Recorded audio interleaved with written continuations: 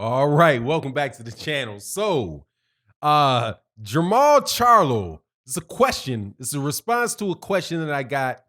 Did Jermall Charlo steal something from Canelo Alvarez? Very interesting conversation, and they're talking about a fight with Sergey Derevyanchenko.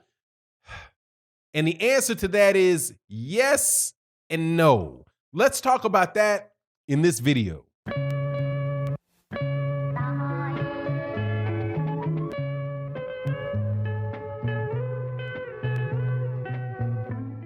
All right, welcome back to the channel. So in this video, we're going to talk about Jermall Charlo, Canelo Alvarez, and a guy named Sergey Derevyanchenko. All three are middleweights, I guess. It just kind of depends with Canelo Alvarez as far as what mood he's in, whether or not he's a middleweight or not. But you get my point. One is the WBC champion, and that is Canelo, and that is, God, I can't stand the WBC and the way they do this stuff. You have a WBA a middleweight champion in Canelo Alvarez. You have a WBC middleweight champion in Jermall Charlo. And then you have Sergey Derevyanchenko, who, for some reason, he's a good fighter. It seems to be one of the favorites of the boxing commissions, who are continually putting them, sanctioning bodies rather, that are constantly putting him, at least lately, into positions to fight for championship belts. So it was announced recently that Jermall Charlo was ordered to fight or mandated to fight Sergey Derevyanchenko by the WBC, and that they are in final negotiations for that fight.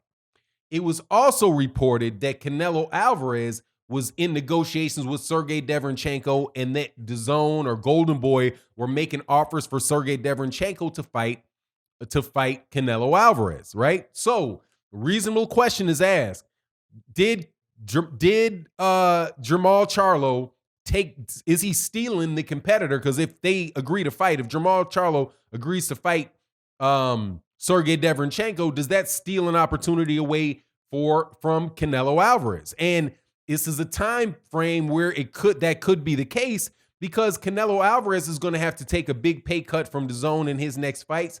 And as a consequence, the people that are going to fight Canelo Alvarez are going to have to take a significant pay cut, and they may not be willing to fight Canelo Alvarez for that money. So there is a chance that it was the offer from the fact that the WBC mandated that fight, that Derevyanchenko would take the Charlo fight over the Canelo fight. Because in a situation where you have a mandatory, you get, I think it is, if you can't agree to a purse, I think you have a purse bid, and then the purse bid, I believe the split for the WBC might be 75% to the champion and 25% to the challenger. And that actually might wind up being a situation where the paydays could be somewhat comparable between the two, right? So anyway, it's possible that Sergey Derevyanchenko did actually choose Jermall Charlo over Canelo Alvarez, right? There's a chance, but I don't necessarily think that that's the case, that is the case. I think that what is happening with Canelo Alvarez is that Canelo Alvarez is, choosing between 400 different people, right? You hear that he's choosing that, I've heard reports off of him, he and Callum Smith are next. He and John Ryder are next. He and Billy Joe Saunders is next. He and, did I say so Callum Smith, Joe Ryder, or some guy named Ryder, Billy Joe Saunders, or Sergey Derevyanchenko, right? I've heard all those names. So I think more than likely it's just that Sergey Derevyanchenko was like, hey, look, I'm trying to make a fight. If we can make this fight, let's make this fight, especially if we can make it happen, this year. He's probably like, hey, man, a bird in a hand is worth two in the bush, because if, this is mandated, Jermall Charlo has no choice to fight me. Canelo Alvarez has to choose me still amongst a bunch of other people. Now, that's my thought on that. However, I have to say this, though. I do believe that that Jermall Charlo did take something from Canelo Alvarez. And that is not the name. It's just one of the options that Canelo Alvarez has in this new Canelo Alvarez. Is it new? I don't know. Would you consider 2016 new? So it's not new, but I think it's firmly established that Canelo Alvarez has a new blueprint for the fighters that he wants to fight. And I don't think that he's going to go very far outside of that blueprint. And his blueprint, Floyd Mayweather Jr. had his blueprint, and I think Canelo Alvarez has his blueprint. If we listen to the people that he fought since he stopped fighting, right? Since he stopped fighting on Showtime, right? Which was in 2016. You have Amir Khan, who's a dead man walking.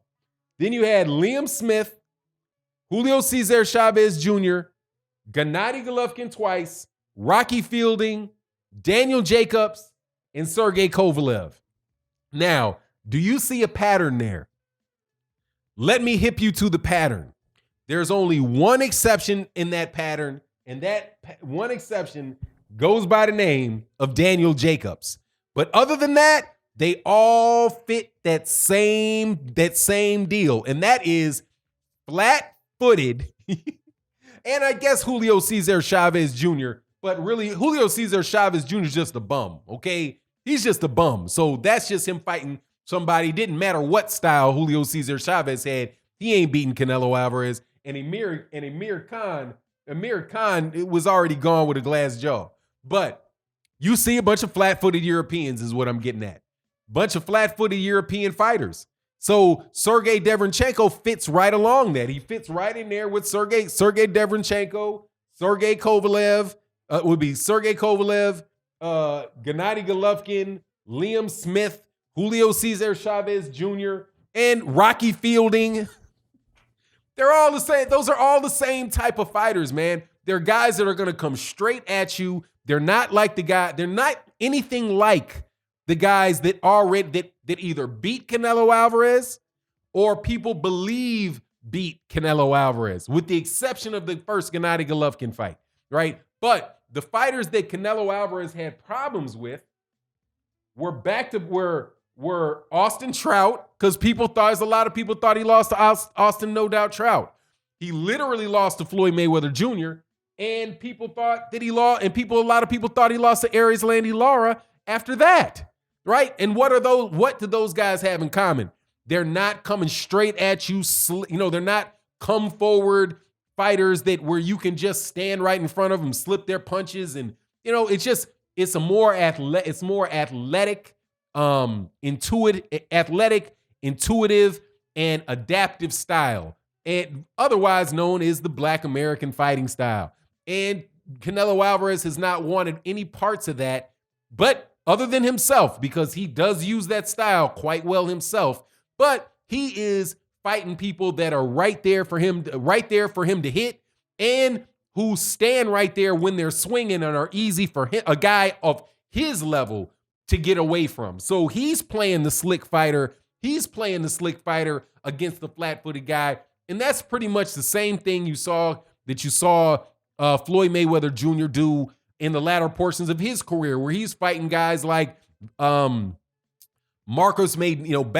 fights with Marcus Maidana, Robert the Ghost Guerrero, Victor Ortiz, Juan Manuel Marquez, right? And then at the very end, he slipped in his friend that he knew he could beat in Andre Berto. But other than that, dude, it's just, and then all the way to making $100 million fighting an exaggerated example of that, which is a guy that couldn't fight at all in Conor McGregor. So it's like this: you had the Canelo blueprint, you had the Floyd Mayweather Jr. blueprint, and now you got the Canelo Alvarez blueprint, where he's picking and choosing who it is and what the style it is that he wants to fight, instead of fighting just the best guys that are out there. And similar to what is happening now with Floyd Mayweather Jr.'s, what some Hall of Fame people are saying about Floyd Mayweather Jr., Canelo Alvarez is going to face that same criticism after he retires, because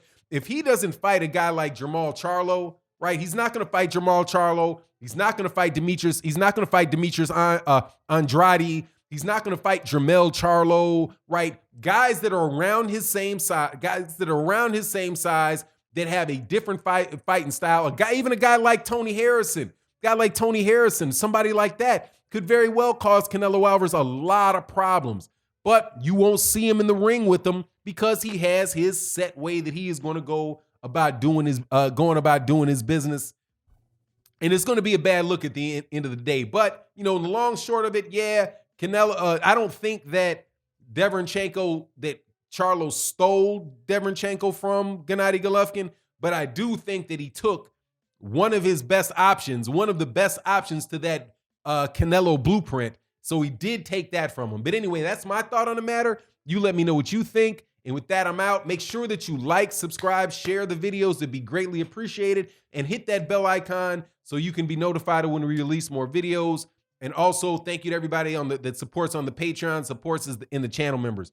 And with that, leave your comment in the comment section. And with that, I'm out. Peace.